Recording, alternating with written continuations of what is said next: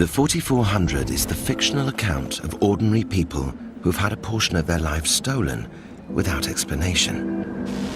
This phenomenon, known as missing time, is not merely a Hollywood invention. In truth, far more than 4,400 people have reported this temporary hijacking of their lives. It takes place through Western Europe, through Latin America, through Asia, through Africa. There is no place that we have looked at yet that does not have abduction reports. Most identify these experiences as alien contact. Researching the pathology books, no such entity has ever been found in the human body. But researchers, ufologists, academics and scientists all have their own theories to explain why these extraordinary accounts exist. We are constantly making decisions between things that happen out there in the objective world, in real life, and things that are only happening up here. In the last 10 years, theories have been developed where we need other dimensions to explain the way the universe looks to us. The missing time phenomenon is real. This is not some kind of thing that happens in the dead of night to just one person. These are the stories of the real 4400.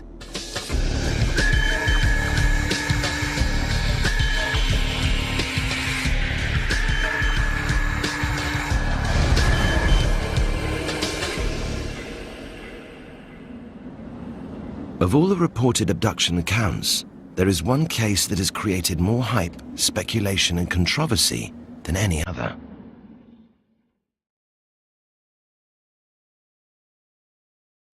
Travis Walton became one of the real 4400 in 1975, when he vanished without a trace for 5 days.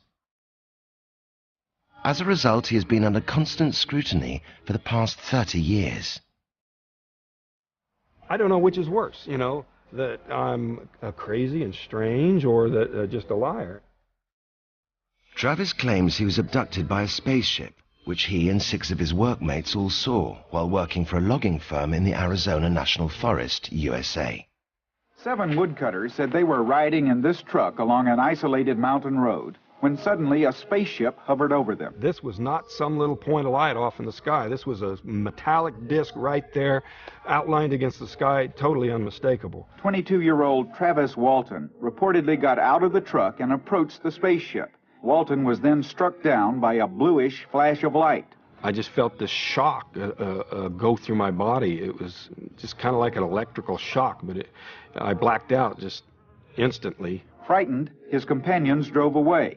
When they returned a short time later, Walton was gone. Travis's initial disappearance sparked a murder investigation, but the men's UFO stories combined with Travis's eventual return created an even bigger story that the media lapped up. Did they communicate to you, or did you try to communicate with them? Well, I tried to communicate it with them, but there was no answer. They never talked to me or anything. The media circus was just incredible in town, just like things you see in the movies or something, you know. Just doesn't sound like a true tale to me. I do think he had an experience of some kind. Reporters stomping through the flower beds, looking through the windows, you know, ambushing people when they come out of their houses, that sort of thing. I've always thought there could be UFOs, but that story's kind of far-fetched. Seeing's believing, and I haven't seen it. You've seen them? Yeah. Around here? We've seen from 3 to 7 in the sky at night. They accused me of ducking the media. And then when I finally gave interviews, I'm accused of being a publicity seeker. So I couldn't win, you know? The story turned Travis into the first alien abductee celebrity and ultimately earned him huge notoriety plus a book and a Hollywood movie deal. A lot of people think the motivation is attention-seeking or financial, but I'd have to say overall, movie and book included, the net effect has been negative in a financial sense and certainly in a quality of life sense. I don't want to be the bug in the jar anymore, you know. I don't want that kind of scrutiny. I'd like to just get on with my life and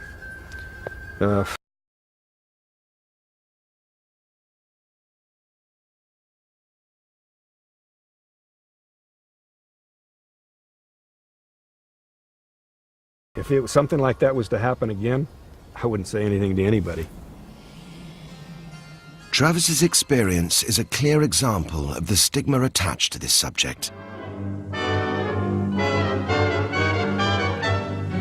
While the media enjoy ridiculing these accounts, a growing number of academics and scientists believe these reports require serious investigation.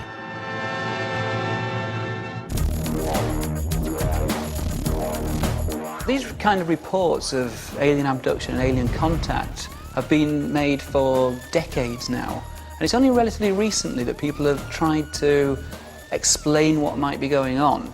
And what we, I think, can quite safely say from recent research is that whatever is going on, these people are not just making it up, they're not just lying, they are sincere in their claims. Chris French is Europe's leading psychologist studying the alien abduction phenomenon and has just published a paper exploring the contact experience. Now, either people really are being abducted by aliens, or alternatively, it's a very, very interesting psychological phenomenon, and we can learn a lot about human psychology by taking it seriously and studying it. The first reported abduction case occurred in 1961 in the White Mountains, USA, and was followed by countless claims across the states. And just as we started down the woods, well, it went up through the trees. Looked like a big cigar shape with light lit from both ends. It looked to me like a flying saucer. With so many accounts coming from just one country, it was initially believed that this was a cultural phenomenon and so couldn't be real. The reason that we hear more about it here in the United States is because we have an organization and a group of people who are willing to take this seriously so that there's someone to whom a person can report their experiences. Bud Hopkins started researching this subject in the 70s and is considered by many to be the founder and godfather of this movement. I've worked with between 500 and 600 people. A prominent NASA engineer, physicists. I still receive probably 3 potential cases that deserve investigation every week. This is not some kind of thing that happens in the dead of night to just one person. But it's not just America where these accounts have been reported and investigated. The British government first set up the Flying Saucer Working Party in 1950 by the then scientific advisor, Sir Henry Tizard. And the MOD has maintained an interest in this area ever since. Between 1991 and 1994, I ran the British government's UFO project at the Ministry of Defence. That's how I became involved in UFO research, and through that, I got involved in looking at the whole alien abduction mystery. I've looked, I guess, at about 100 cases of people who claim to have been abducted by aliens. They're not mad, they're for real. Something absolutely bizarre has happened to these people, I've got no doubt about it. It's only as serious research has been made public that many abductees have had the courage to come forward.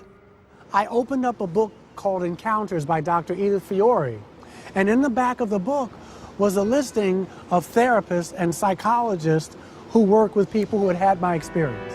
Michael Carter, a hospital chaplain, had what is known as the classic abduction experience in 1994 while at home in bed. I got up and I looked up and there was a being sitting on the edge of my bed, just staring at me. And my room was lit up. It was lit up like it was daytime. I pulled the covers over my head and hoped it would go away. When I did that, I heard this like a whirlwind in my ear and the temperature changed. That was the first encounter. Even to this day, I'm afraid to go to bed with the lights out. With the majority of reported abduction cases occurring between the hours of 10 p.m. and 8 a.m., most skeptics argue that a common sleep disorder called sleep paralysis may be at the root of these experiences. Sleep certainly isn't simple. There are a lot of different stages. It's a complex process. There are lots of chemicals involved, a lot of physiology involved, and lots of things can go wrong with it. Dr. Chris Ijikowski is director of the British Sleep Assessment and Advisory Service. He has combined his research of sleep with studies into fear and anxiety. Sleep paralysis is when you wake up out of sleep and find that you can't move. For some people, breathing might be impaired. You start to get this amazing sense of that you're dying. You're frightened partly because you've come out of rapid eye movement sleep, so the physiology is out of control. Heart rate, breathing, everything like that is out of control. Your sensory systems haven't switched on properly yet, so there's all kinds of hallucinatory activity. So you can end up with visual hallucinations, you can end up with auditory hallucinations, odd sounds and things. Everybody will experience it at least once in a lifetime. If you experience it a couple of times, then you may start to wonder what's going on. If you experience it more than that, then you really get to worry. Now, if you had some kind of an experience like that, you might hear voices or footsteps or mechanical noises. You might see lights moving around the room. You may then come across ufologists who tell you, well, actually, you've probably been abducted by aliens and they've wiped your memory for the rest of this.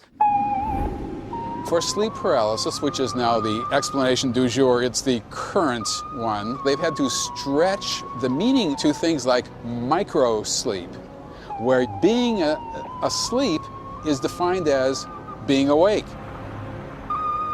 Professor David Jacobs is director of the International Center for Abduction Research. He's a leading academic who's been researching the UFO and alien abduction mystery for over 30 years.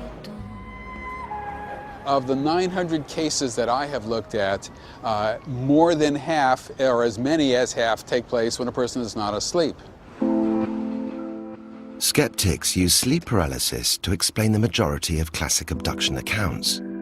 But it does little to make sense of reports that take place when individuals are awake or when they involve groups of people being taken together.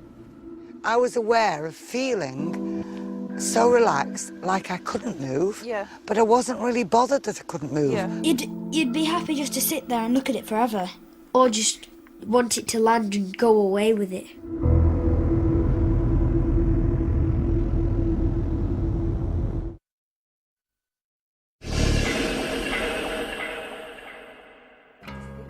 Rachel Devereaux is a 35-year-old shop manager from Lancaster, England, who had her first missing time experience only 3 months ago. What makes her account exceptional is that it was shared by her mother Anne and her 2 sons Alexandra and Benjamin.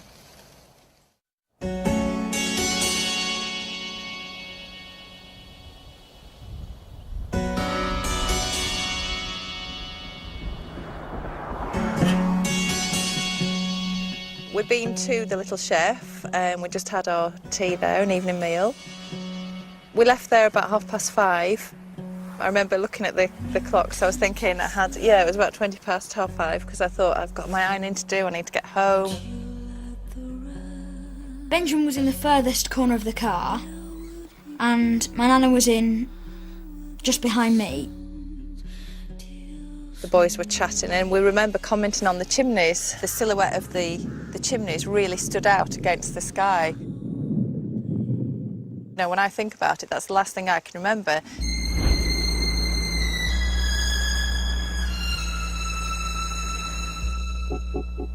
The next thing I remember is just seeing this awesome bright light.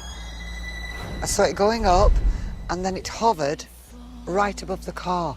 It doesn't make sense even, you know, when I talk about it, but we all felt that it was like just this absolutely overwhelming love that you just felt from it. You'd be happy just to sit there and look at it forever, or just want it to land and go away with it. Yeah, and leave everything else behind. It was hovering for a bit and came in front of the car and hovered, then all of a sudden it shot off. Then it was like all of a sudden, and then I was driving and the noise was back. You felt this feeling of loss when it had gone because you wanted that feeling that it gave you. You wanted it back again. Going from the Little Chef to our house should have taken about 20 minutes, and it's taken us 1 hour and 20 minutes. You know, there's facts that I've gone over and over and over in my head, and tried to rationalise and tried to fit into what we know as the world today and everything, and it just doesn't fit.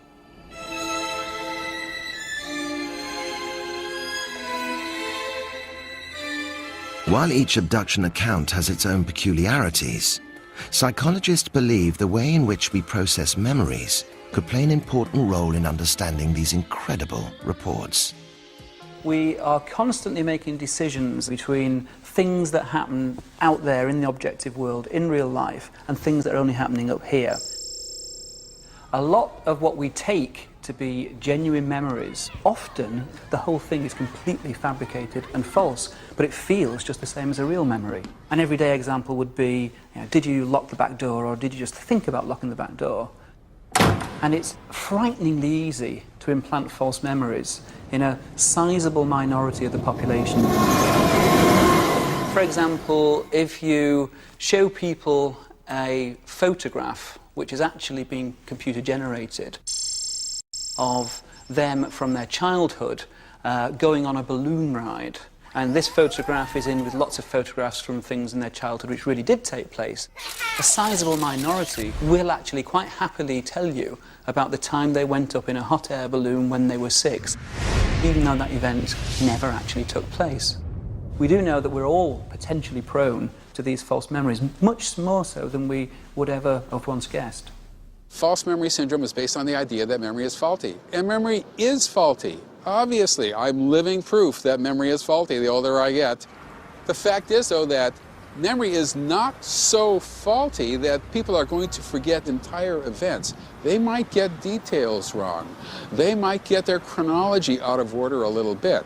But the fact that they were, for example, in a train crash or something like that, they're not going to forget that event.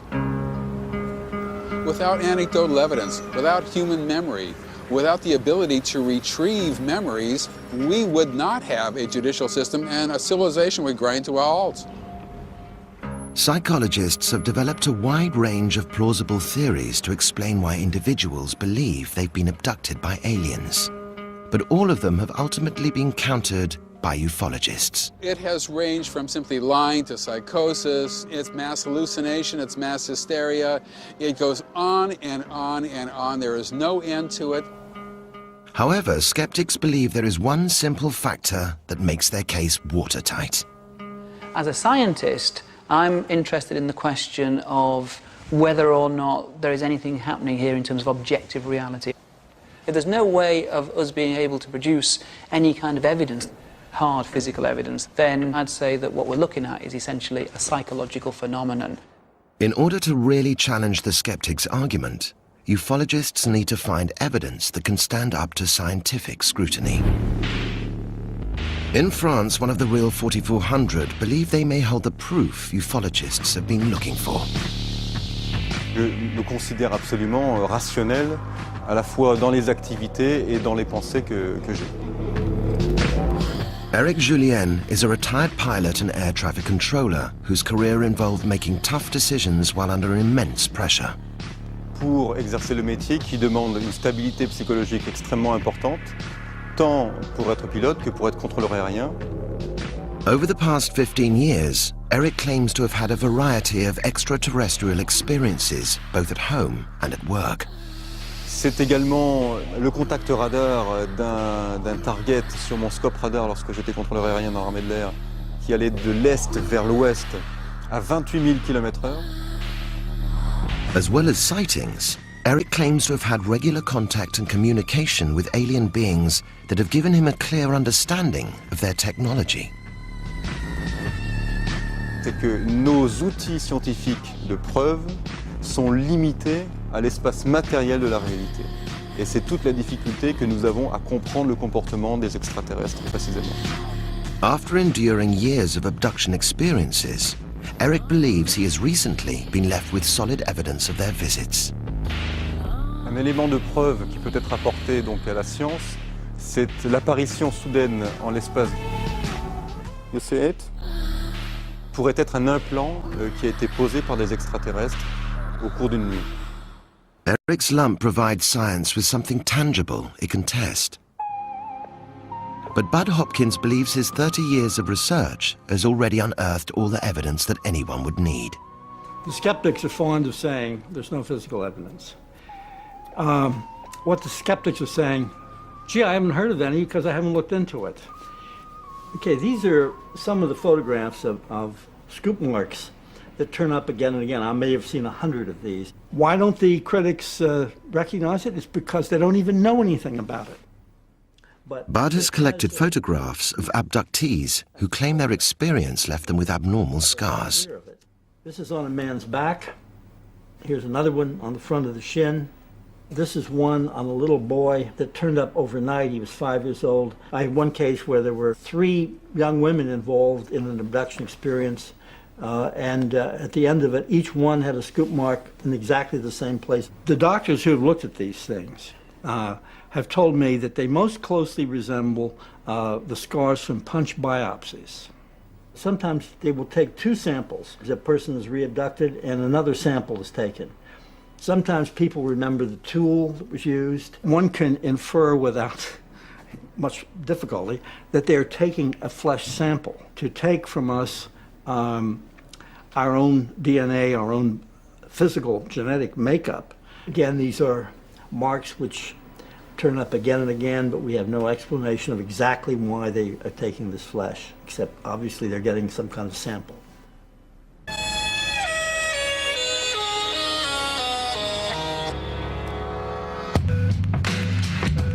Eric has come to London to visit a leading ear, nose and throat specialist and have the lump behind his ear tested.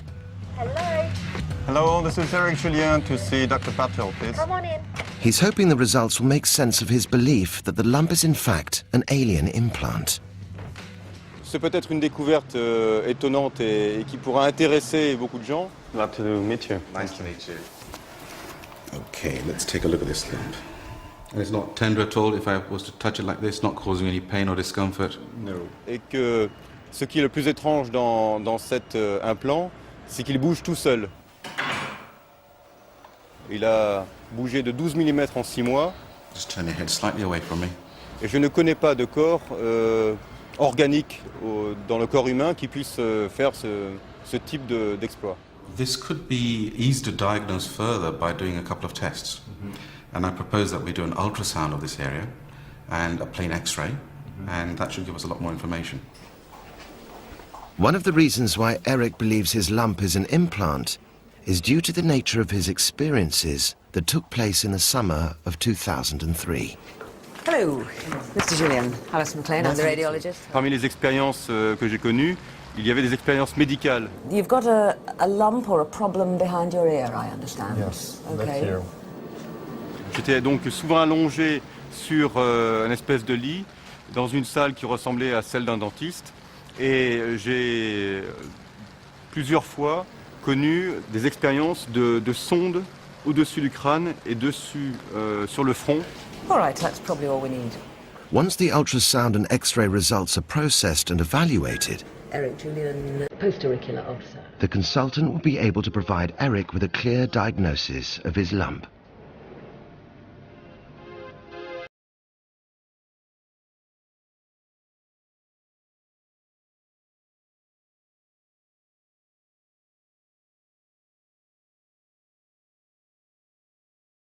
Experience. Rachel, Anne and the boys were left confused by what it was they experienced. The next day, we talked about it again, and you just wanted to know who else had seen it, but you just didn't know how to find that out. And you know, we talked about a number of things, and Mum came up with the idea of phoning the radio station, the local radio station. A family from North Lancashire have been describing how they saw a mysterious light in the sky last night. Rachel Devereux was driving on the moors between Ingleton and Bentham with her 2 children and her mother, Anne. They all saw a bright light move at great speed and change directions. Anne says she's never seen anything like it before. This was like a really, really bright, pure white light in a perfect ball shape. No trails, nothing. Lots of people say, well, a few people have said they've seen this light seriously. Keith near Clitheroe, Vera in Clitheroe, and Ian in Fenniscoles. A local UFO group also heard the family's story and made contact. I got in touch with Anne first. I phoned her up, and that was shortly after they first saw the light. And she was very euphoric about it. She was just wanting to know what it was, really. The UFO group were able to help Rachel and Anne document the events of the night, but the emotional support they could offer was limited. We're a local UFO group. We're not professionally qualified at all. And I think it would be quite difficult for someone to go to their MP, the GP. There isn't anyone who can deal with people who've got a strange experience like this. I think they will want to get answers to what happened to them during that time. Whether they will do is open to question.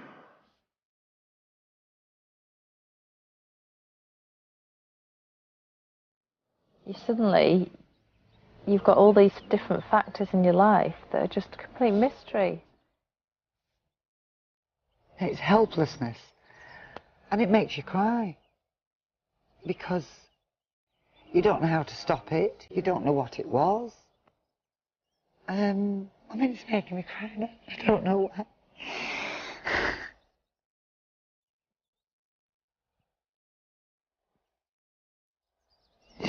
I don't know why I'm crying.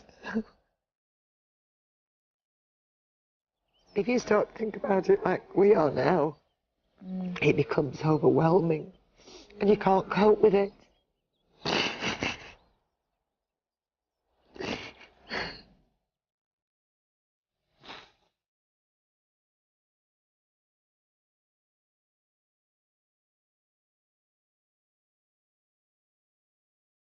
They can mock you, the skeptics can say, oh, you've all got false memories and you all imagined it. But I know I didn't, because I know how it's made me feel inside. More than anything, it's just wanting to make sense of it. That's the feeling it gives you. Just wanting more knowledge and wanting to make everything fit into place in a way that you can understand. While these experiences often create feelings of fear and anxiety, not everyone who reports them find them distressing. In fact, many believe their contact with extraterrestrial beings has ultimately enriched their lives. My first really conscious memory of my experiences with extraterrestrials was from about the age of 3 years old, where I would be meeting, I guess, like my other family. They were no different to me. I just saw them as my star family, like, and my parents here were my Earth family. Tracy Taylor grew up in Perth, Western Australia, and claims to have had regular experiences that involved tests on her body and information put into her mind. I think I learned pretty quick not to talk about it. I think I just focused it into my schoolwork and used the knowledge and the understandings that I had to do well at school.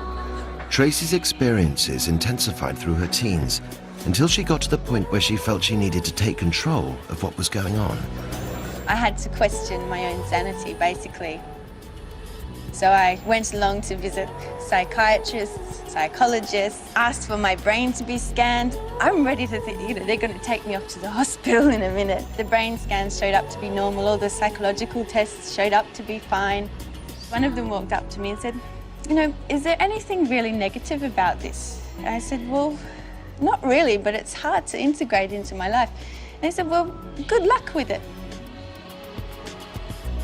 And I was just, what? Okay, this is confirmation for me, all right. And that was the end of it. I just walked out of there and thought, okay, I'll get on with it. I'll accept it. Tracy now integrates her experiences into the rest of her life and focuses on the positive aspects they've brought her. Also just prints. Fantastic. There's a lot of symbolism here. She believes her contact with extraterrestrials has given her a unique artistic ability that she now wants to develop into a career. The first time I ever did one of these drawings, I just had the urge to get my paper and my pen. Something just sort of came over me and my hand started to move. Do you actually see anything, or is it just from within you?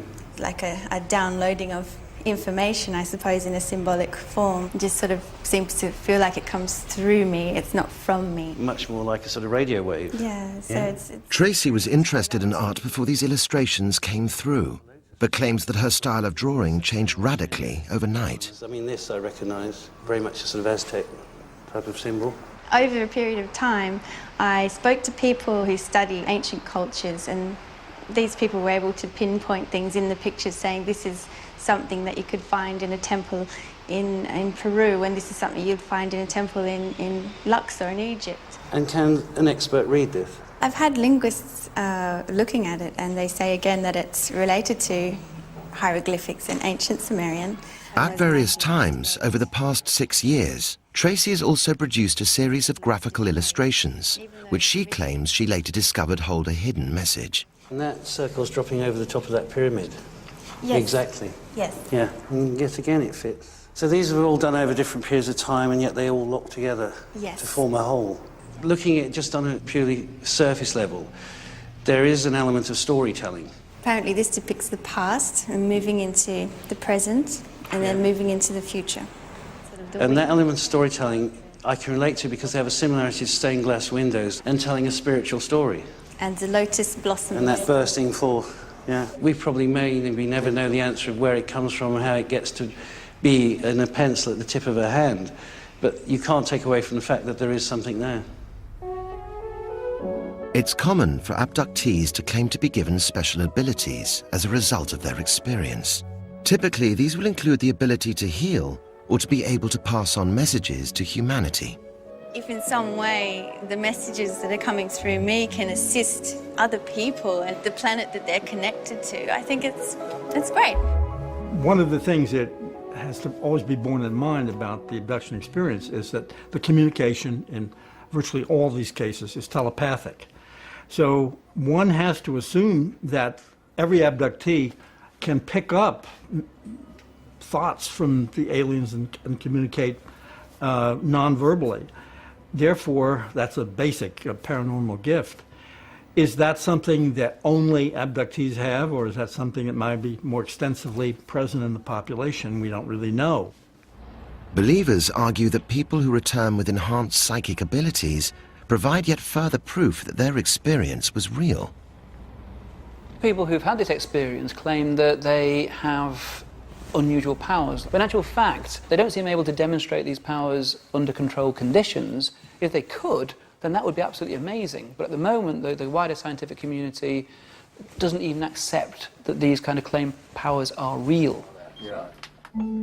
Skeptics continue to dismiss the types of evidence ufologists and believers have to offer. But can they ignore the medical opinion of a qualified surgeon? Especially one who claims that strange objects he has removed from abductees defy earthly explanation. We have those which are metallic and covered with this very, very strange membrane. And at the time of surgery, it can't be cut with a surgical blade. It's impervious to cutting.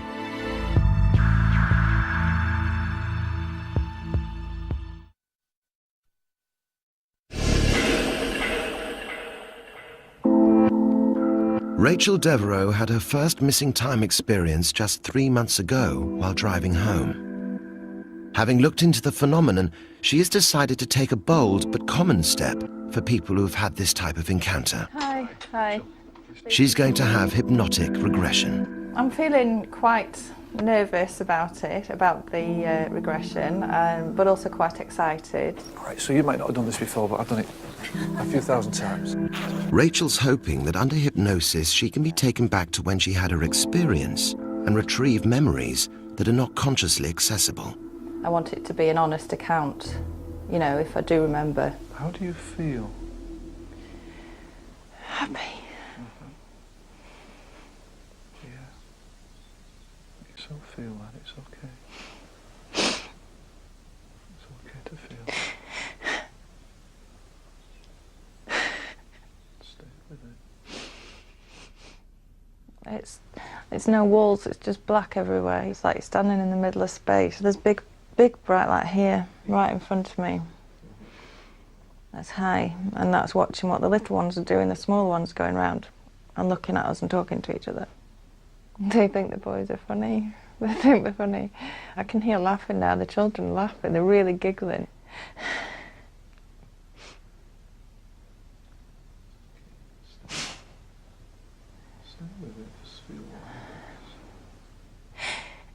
I'm scared for the children. But the light's there and it's just telling me it's fine and we're not going to hurt them. They're your children. They're your children, yeah, that's fine. Yeah. Just feel yourself coming back more and more alert. Good, well done. How do you feel? Wow. I can't believe how real that felt. From my perspective, having completed thousands of regressions over the years, she didn't fabricate that. She didn't pretend to cry. Speechless. I'm just kind of speechless.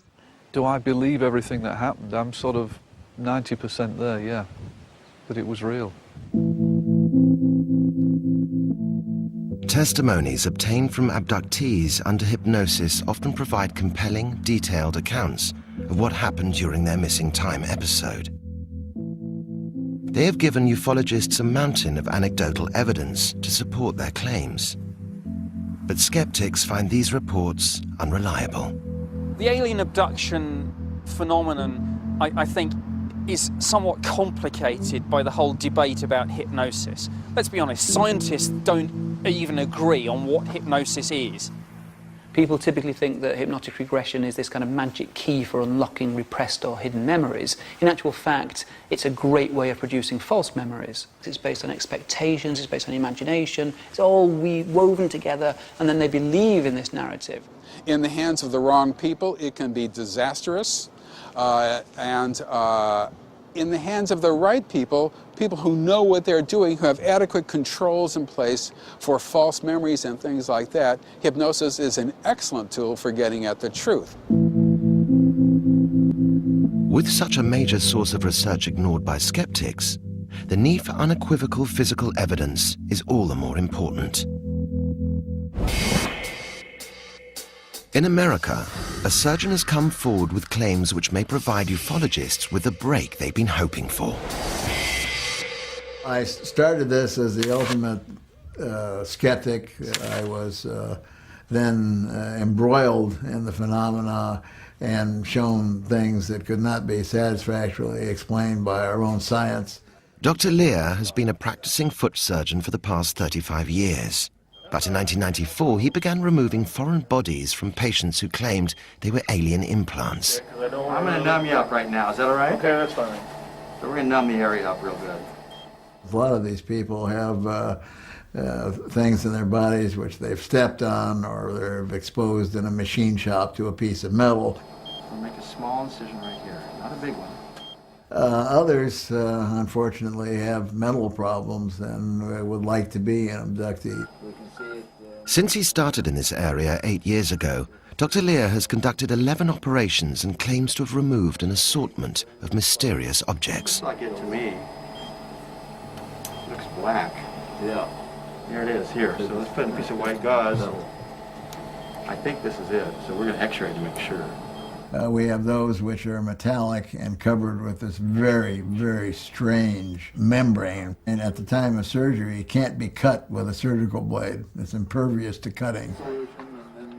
And researching the pathology books, no such entity has ever been found in the human body. A logic explanation would be that it's not human tissue, of course. However, when we get into the metals, that's when we really get into the strange stuff. We had help from the National Institute for Discovery Science, and they sent the first set of specimens to Los Alamos National Labs and to New Mexico Tech.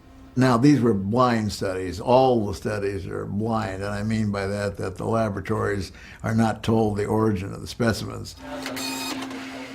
And the best analogy that the scientists were able to make initially were these were very close to meteorites. The scientific community has generally disregarded Dr. Lear's claims. They feel his studies are inconclusive and are not supervised closely enough to rule out any chance that his samples may have been tampered with. Metallic object in this container is being sealed. Dr. Lear stands by his claims and thinks it is the skeptics who are at fault. I have never met a skeptic yet that didn't know everything about what I was doing and drawn all the conclusions, but has never looked at one shred of the physical evidence or the data. The moment of truth has arrived for Eric. With the X-ray and ultrasound results returned to the consultant, Eric is about to discover if the lump behind his ear is natural or extraterrestrial. Il faudra que ce corps médical puisse aussi expliquer comment une telle protubérance peut bouger de 12 mm en 6 mois. The first thing I want to show you is the ultrasound report and the ultrasound scan. And as you can see here, there is the lesion that we're looking at, and it's just under the surface of the skin. And the appearances of those in keeping with a cyst and nothing else. And when we look at the plain X-ray, there certainly is nothing metallic or anything of a hard consistency in this lump. And this is again in keeping with the diagnosis of a benign cystic lesion. We call it a sebaceous cyst. It's a collection of material from a blocked sweat gland. And it arises when a sweat pore becomes obstructed and the normal sebaceous material is not able to escape and therefore collects under the skin surface and forms a cystic collection. Could it be possible to have an explanation about how a cyst could move from one point to another one? There is no easy solution or answer to that problem. All I can speculate is that there may have been an episode of inflammation, which is typical of these cysts. Well, thank you very much indeed. Oui, l'organisme peut être parfaitement naturel. Or, nous ignorons tout de la technologie des extraterrestres. Donc, on ne peut pas définitivement repousser l'hypothèse que ce soit un implant extraterrestre. Although Dr. Patel believes his findings are conclusive, Eric remains unconvinced by such an orthodox diagnosis. And his concerns are shared by implant specialist Dr. Lear. The object is certainly rectangular. The color is not normal for the skin. He claims that it has moved. That certainly negates something being a sebaceous cyst. Sebaceous, the word sebaceous comes from the word sebum, which is a gland attached to a hair follicle. And that becomes inflamed and infected, and that's how you get a sebaceous cyst. They would not move from one hair follicle to another. If we got one of these implants and it turns out that it's of alien technology or that it's made of materials that wouldn't be easy to find on Earth, then great, it's a fantastic scientific breakthrough. When dealing with this phenomenon, skeptics argue that the evidence does not exist, whereas ufologists say the evidence is there, but science just doesn't know how to interpret it. It would seem that without a miraculous breakthrough, there is little chance of either side reaching a common understanding. However, there are a new set of theories developed by the world's leading physicists that believers point to as holding the key to explaining this mystery. A lot of physicists think we're entering a new golden age of theoretical physics. In a way, we're beginning to be able to address questions such as why is the universe here at all? Dr. Brian Cox is a particle physicist who is directly involved with multi-million-dollar experiments to find out if the universe could contain hidden dimensions that are still to be discovered. In the last 10 years, theories have been developed where we need other dimensions to explain the way the universe looks to us. So not only 3 dimensions, up, down and across, and even a 4th one, time, but actually something like 10 or 11 dimensions. That means there's a whole swathe of the universe out there that we really know very little about. Extra dimensions. There could be a centimetre away from my head, an entire universe with, things could live there for all we know. Also, there can be wormholes, so these are tunnels in space-time. So you could pop into a wormhole at one end of the universe and instantaneously appear at another end of the universe. And those tunnels could even be between one time in the universe to another, so they could, in principle, allow time travel to happen. Now, we don't know whether those things exist or not, but the theory allows them to exist. These theories do not provide any evidence to support the claims of abductees, but they do offer a framework that can explain the universe and our place within it.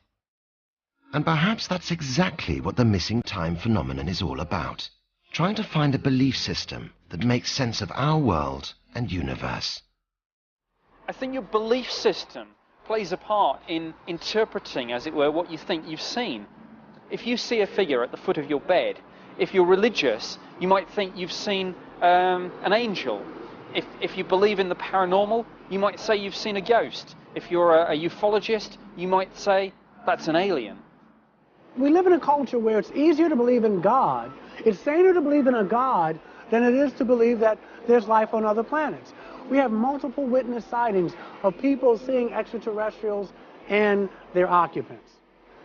That's a no-no. There's a stigma.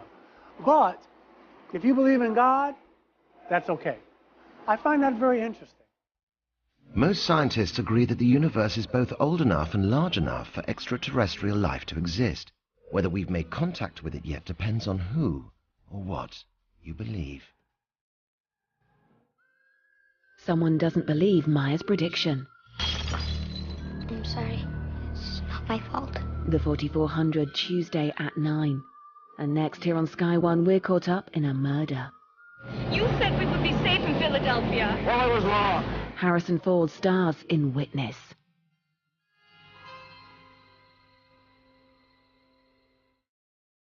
Phyllis Budinger.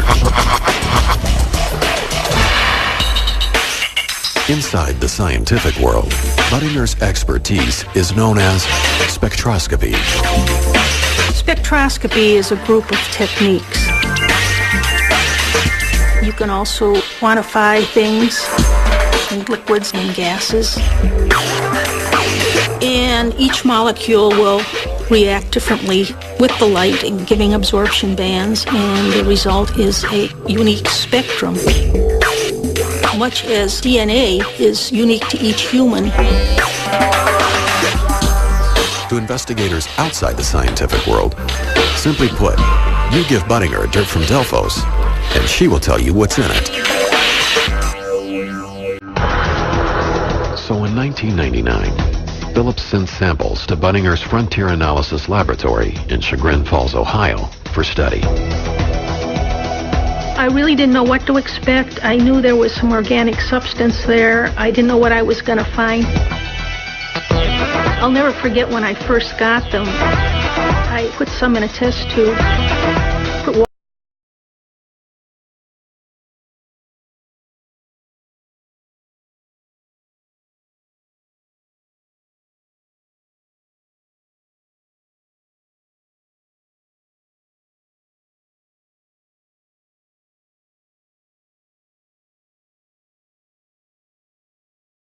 Astonished by her first observations, Budinger is also surprised that the soil is still hydrophobic.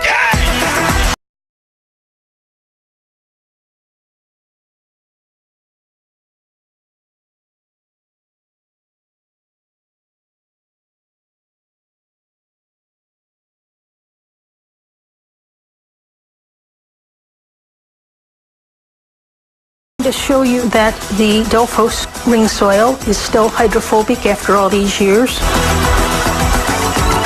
I'm going to add these approximately the same amount of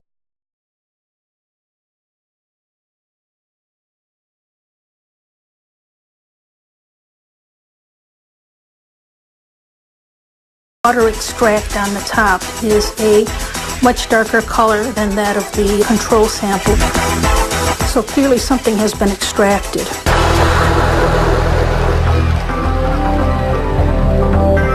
On subsequent trips to the Delphos site over a period of 10 years, Phillips noted that the ring on the ground remained visible and that no new plant life was able to grow. Although researchers cannot explain why they believe the craft made the soil hydrophobic, Budinger offers a scientific reason for how. There was organic material coated on the surface of the soil that made it hydrophobic. And this organic material was identified by myself as fulvic acid. Fulvic acid is a naturally occurring substance found in the ground during plant decomposition. It can cause soil rejuvenation and can be an excellent supplement to fertilizer. Although fulvic acid is found naturally in soil, Buttinger believes the amount of it in the Delphos ring is anything but natural. Fulvic acid would not be in the concentrations that is naturally occurring. It was added. It's part of a release of something. There is no natural explanation for these high levels of fulvic acid in the soil.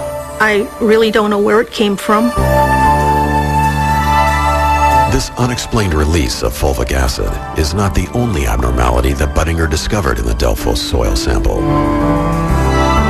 High levels of oxalic acid, which is a known skin and eye irritant, were also found to be present in the soil. Oxalic acid could account for the numbing effects on Mrs. Johnson's fingers and leg that lasted for the remainder of her life. But for scientists, this compound, coupled with the fulvic acid, makes way for some interesting speculation on the glowing effects of the soil.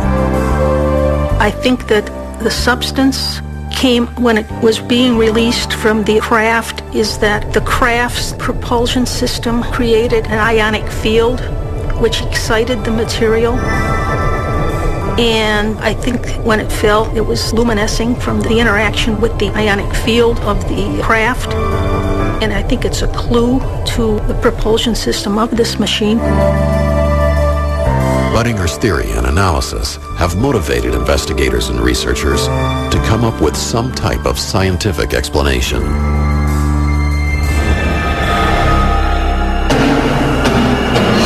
Three years after the Delphos incident, another trace evidence case causes widespread panic in Missouri. All the people are screaming, and it's hovering there 10 feet above the ground.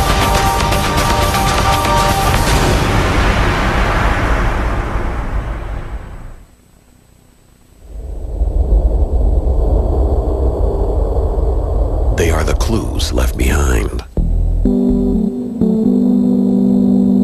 From a quadrangle formation of landing legs in Socorro, New Mexico, to a mysterious glowing ring in Delphos, Kansas,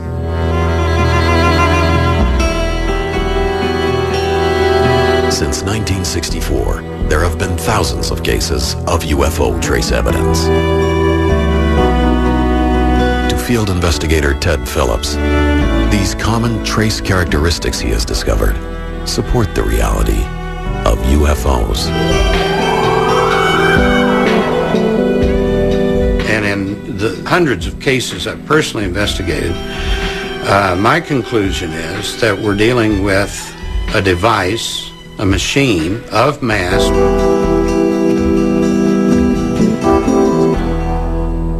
constructed by an intelligence and under the control of something intelligent.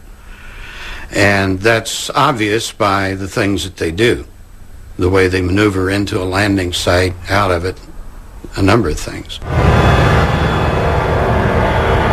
September 1st, 1974. Langenberg, Saskatchewan, Canada. For farmer Edwin Furr, a routine chore turns into one of the most frightening experiences of his life. Furr observed this object near the ground. He stopped and went over very close to it. And he could see it was metallic looking. It was flat on the bottom. It was domed on top. It was hovering just a foot or so above the ground. And he's 15 feet in daylight away from an object. No sound.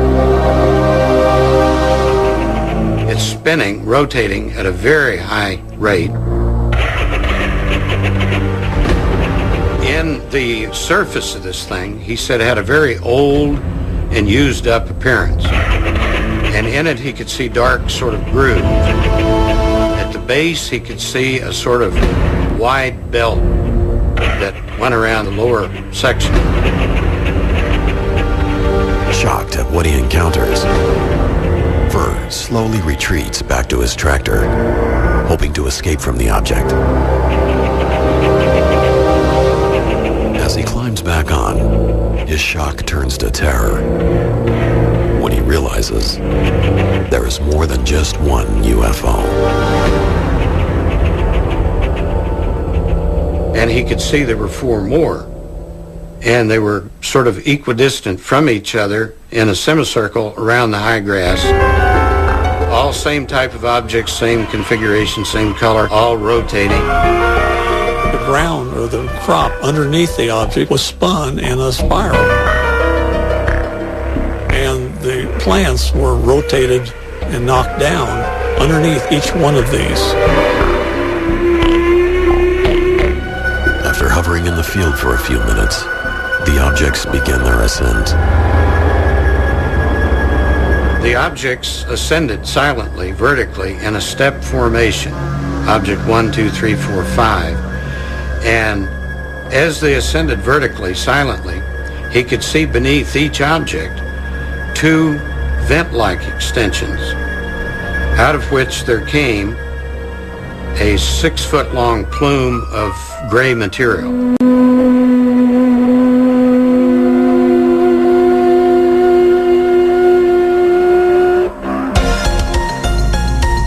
Shortly after, the objects disappeared. After Fur's encounter, Constable Ronald Morier of the Royal Canadian Mounted Police receives word of the event and visits the Fur property. The physical trace evidence that he discovers puzzles the investigators. Here were 5 rings, all swirled, compressed in the same direction, all counterclockwise. And the central area in each of the rings was unaffected. The grass was standing up normally. And their sizes ranged from 8 foot in diameter to 11 feet in diameter. And Morier's conclusion, after a full and extensive investigation, impressed me considerably. He said, this really happened, and whatever made these rings came out of the air and left the same way. And that pretty well says it. More than 3 decades have passed since the event, and multiple field investigations have not produced a single logical explanation. Throughout the 1970s alone, Phillips catalogs more than 400 events similar to the Langenberg case.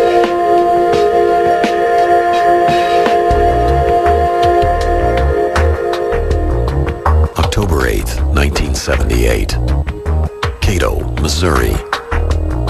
A grandmother and her grandchild witness a mysterious object in the field that catches their attention. She could see an oval white something sitting in the field. And I found later that this was about 185 feet from the house. And so she called her husband. He called his son.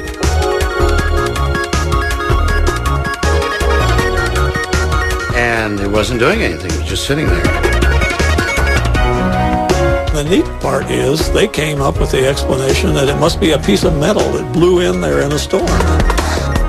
So they didn't say it's a UFO out there. They said, you know, if something's in our field and it shouldn't be there, we got to get it out. When the father starts his tractor to move the object, something strange occurs. The object leaps about 10 feet straight up into the air. Reaction. Control. And this thing is only like 4 feet in diameter. And all the people are screaming. And it's hovering there 10 feet above the ground. The object then begins an ascent away from the property. Not fast, just kind of cruising. No sound at any time, and the object is rotating.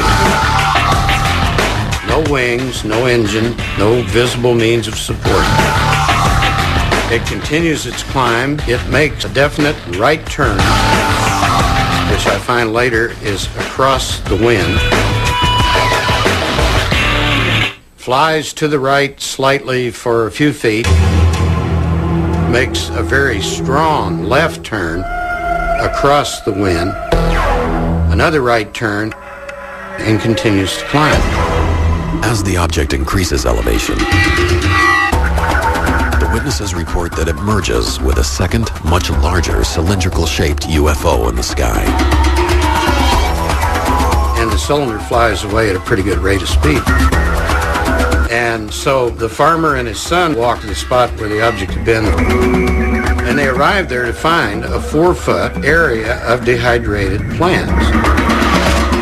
And the whole site already is turned a very dead, wilted brown. The physical characteristics left behind by the UFO in Cato makes it a classic trace case. This photograph, taken only a few minutes after the event, proves to Phillips that something unexplained took place on the farm in Cato, and he wants to find out what it was. The site basically is oval. The grass immediately surrounding it is lush green, perfectly healthy. Not another spot in the entire field that looks like this area. And at the outside edge of the site, near these two little impacted craters, bull nettle plants, which are large-leafed, very tough plants. The leaves were not burned, but they were drawn up tightly as though some kind of heat generated and they closed up.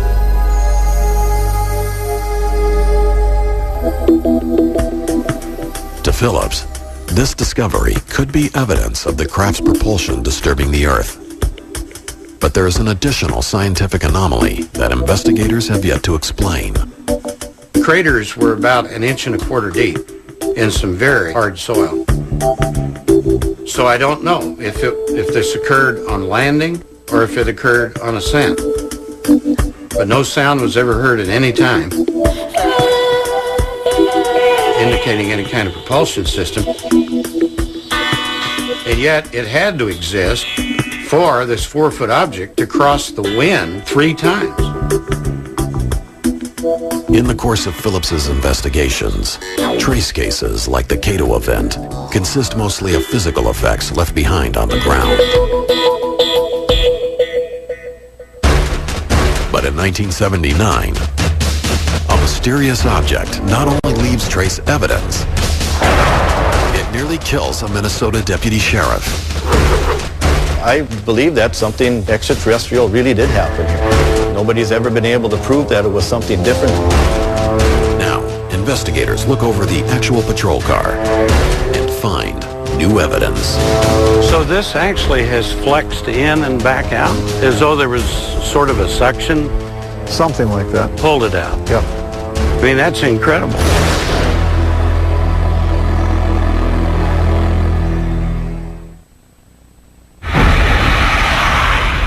August 27th, 1979, Warren, Minnesota. It was a routine patrol for Deputy Val Johnson. But at 2:19 a.m., his life would suddenly change. He sees a light off in the distance on an adjacent road, blacktop highway, 2-laner, and figures that it may be a small aircraft with a landing light coming in to make an emergency landing. So he turns down that road to see if he can render assistance. Almost instantaneously, that light went right from like 1.5 miles away to right in his face. And he ended up crashing the car. After the crash, police dispatch receives a call for help. 407, what's the problem? I don't know. Something just hit my car. I don't know how to explain it. Strange. One of the law enforcement officers who saw the damage firsthand was Marshall County Sheriff Herb Morstead. Sheriff Morstead, a deputy at the time, vividly recalls the night of the encounter with the actual car from the event. And Val Johnson was still in the car. He was dazed. and seemed kind of confused, didn't know for sure what had happened to him. And there was considerable damage to the car that was documented at that time. He was driving a Ford LTD, and you don't damage an LTD with some little trivial thing. There was quite an impact. The physical damage to the car baffles the investigators on the scene. If you look down, first damage was done to the headlight of the car. It's busted. It's in the original condition it was from that night. The interesting thing is you can see by looking at the headlight, there's no deer hair or debris or anything in there that would explain how the damage was done. And then as you move up on the car onto the hood, there's a round dent in the hood. And further up on the windshield is busted and cracked quite severely. Again, there's no evidence of any rocks or debris or anything that would have broke this windshield. And further on in the car, up on the roof, there's one of the lenses from the warning lights is busted. And behind that are the two antennas that were damaged. The interesting part on these antennas was right where the antenna bends, there were bugs attached to that antenna, which would indicate that nobody could have physically or used a tool to bend that antenna because they would have had to disturb those bugs. The effects of Deputy Johnson's alleged UFO encounter go beyond the damage to his police cruiser. Later on, the investigation continued. Val Johnson was found to have had what they call welder's burn to his eyes, supposedly from the light that he had encountered.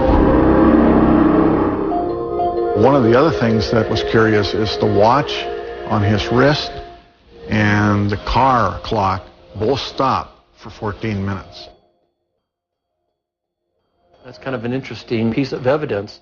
For what most people don't know, though, a lot of cops will synchronize their watches with dispatch, the car clock, and then their private timepiece, so that all three were operating at the same time, so that in the course of your night you made notations in reference to a case that it would be as accurate as possible. I wish I knew what happened during the 14 minutes that these two timepieces were affected.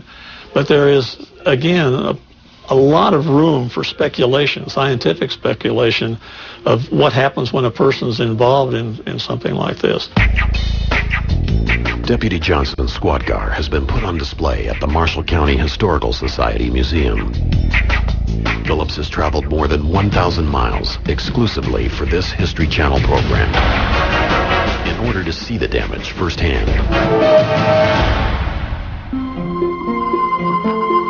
Phillips arrives in Warren, Minnesota, and receives a personal guided tour of the squad car by Sheriff Morstead. I've looked at photos of this so many times, it's like I've actually seen it. And that's incredible. Phillips is then startled by a new piece of evidence given by the sheriff. The windshield has probably got the most damage. It's damage that was caused by a force pushing that windshield in and then back out again. Really? Yeah. So this actually has flexed in and back out, as though there was sort of a suction? Something like that. Pulled it out? Yep. I mean, that's incredible. For more than 3 hours, Phillips and Sheriff Morstead survey the car and discuss the case. Phillips also learns that current law enforcement officers have no doubt about Johnson's story. Well, I believe Officer Johnson, when he was working as a deputy, I believe he was honest that night. He told the facts. Val Johnson was a good, honest man, a good deputy sheriff, and I have no reason not to believe him. When an officer comes forward with a story of an encounter, he or she risks everything. Their career, their personal life, maybe their marriage, their family. They're putting it all on the line.